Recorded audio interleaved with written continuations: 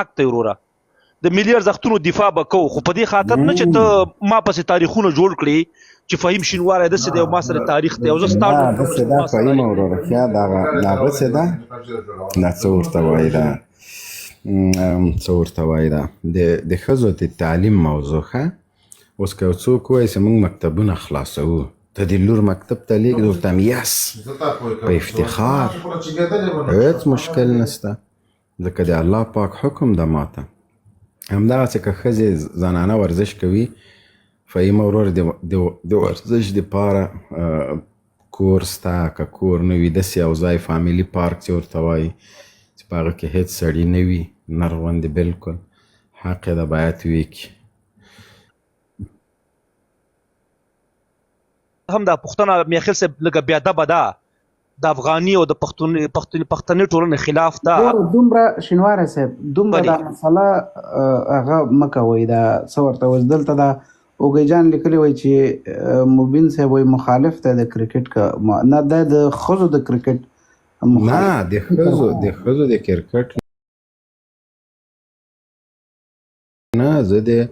افغانستان د کرکټ زما دپاره یو افتخار دی او ویاړ ده او د ښځو کرکټ د ځان دپاره بې عزتي ځکه بولم چې هلته زرګونه خلکو تر مخې به د ما خورکۍ لګیا یي کله به لویږي کله به کیچ پسې منډې وهي کله به بیټ له لاسه لویږي کله به وروره ګله یرکر کوي کله به سپین کوي کله به نو هلته خو مجبوره ده دریشي واچي دریسي چې واچي عزتي نورم وضعیت پسې خراب پسې عزتي بیا به خلک ماته وایي چې دا وګوره دا افغانۍ ده دا کابلۍ ده دا فلانۍ ده نو زه نه غواړم یاره خلک نه وایي اوس خو دا شرط دی ګوره شرط دا ده چې که چېرته تاسې وایي د ښځو کرکټ یو رقم د کرکټ طرفدار یم چې کرکټ به کوي په ایجاب کې به یې کوي چادري کې د میخیل صاحب چادري به کوي چادري به ښه چادري نو دا نو اوس رشخن وایي وروره دا نه کېږي نه کېږي بس نه دی بیا میخیل صاحب او نه داسې اوس مقصد یو بانې ګوري وروره دا د مکتبونو قصې غوندې ټیم یې د افغانستان ته معاف کړی دی ICC زه نه پوهېږم ولې دا خلک د نه هېڅ چاته یې نه ده معاف کړی نه میخیل صاحب هیله کوم ته د ICC پاڼې ته ورشه وروره د جمهوریت وخت کې ډیره سخته غوښتنه وه ګوره عصري میدانونه او د ښځو کرکټ اوس که معافي کړي که معافوي اوس دې معاف کړي چې ورته به ووایي چې وروره موږ مکتب ته اجازه نه ورکوو ته کرکټ غواړې ولې معاف نشته وروره دا قصې نشته څنګه معاف کړي خو زه جنرال صاحب سره موافق نه یم په دې مسله کې چې دا د کرکټ په مسله کې وایي د نجونو هغه دې نه وي ته دې خپله مثلا لور خور خپلوان مه پرېږده زه به یې نه پرېږدم فهیم افغان به یې نه پرېږدي او بل سړی پرېږدي او ته د بل سړي هغه مه هغه کوه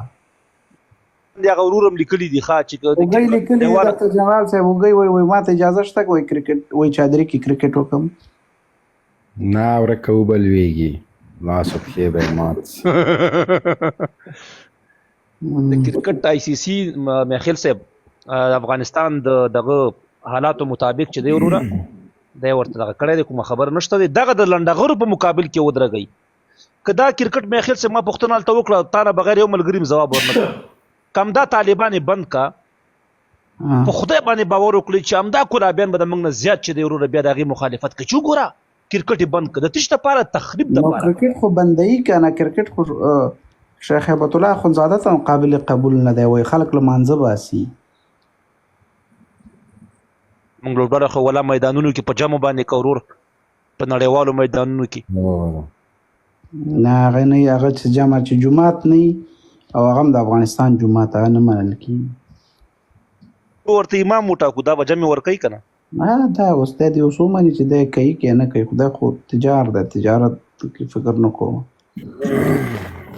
نه وروره په مانځه کې خو ما منلي دي ته باور په خدای وکړه میاخیل صاحب دغه نن زه یو جومات ته لاړلم یو مخلوق په دې جومات کې چې ډېري پکې افغانان ول افغانان بغیر له دې چې له چا وډارسي د الله د دین ډېره پابندي کوي ډېرو ځایو ته تللی یم چې افغانان مې لیدلي دي مازدیګر ټیم د ماښام ټیم یا په جمع یا تنا په داسې ځایو کې په مانځه ولاړو چې والله زه په خپل ځان باندې اغوستم دغه دي مسلمانان